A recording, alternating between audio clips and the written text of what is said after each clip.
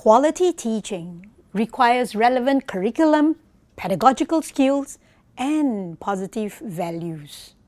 It is not just the expert knowledge and content, but the pedagogical content knowledge that matters.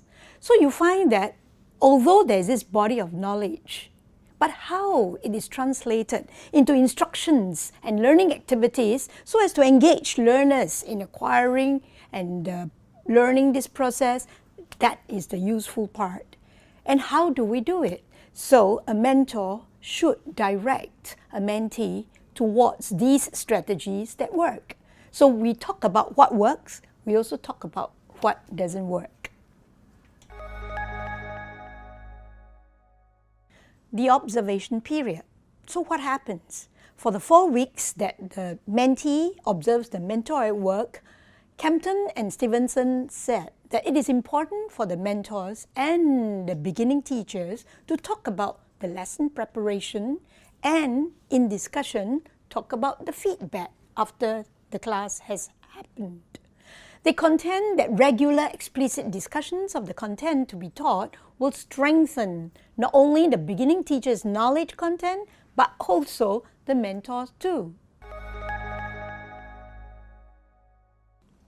During the 10-week practicum, our pre-service teachers will do lesson planning and teach the lessons, and the mentor teachers sit in to observe the lessons.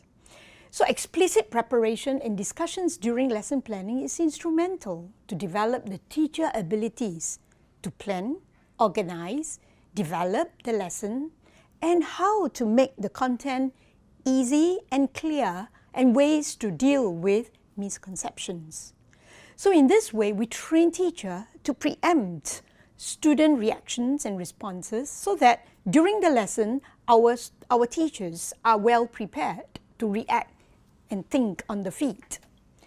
And these critical moments during the teaching empowers the teacher to leverage on teachable moments.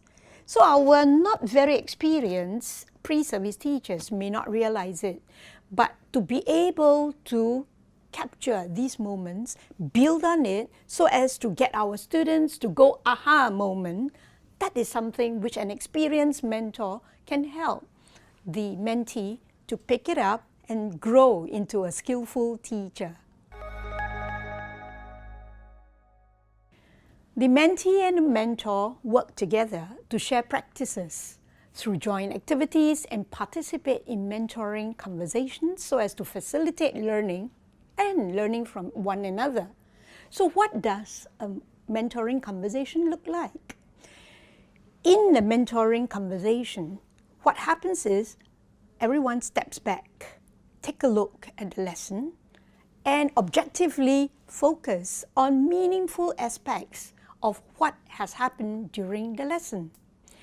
And then, if we are able to interpret the observed actions and decide on the course of actions based on the interpretation of the student's thinking, then we can move on and develop a more fruitful lesson. So for example, the flexibility in responding to students' learning and ability helps students connect mathematical ideas depend on the nature and depth of the teacher knowledge. Last, but most importantly, reflect on key lesson ideas, choice of examples, and how learners' understanding developed. The opportunity to talk about students' learning within a collaborative mentorship are fundamental in preparing teachers to better notice meaningful events during the lesson.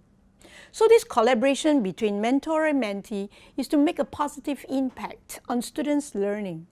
In sharing such ideas and constructing new knowledge, both for the mentor as well as for the mentee, this will synergize and create a wonderful, enriching experience for both. Mentoring enhances teacher mastery to pedagogically organize knowledge for the students. It raises the teacher's awareness of approach, representations, making connections, and the sequence in which examples are introduced.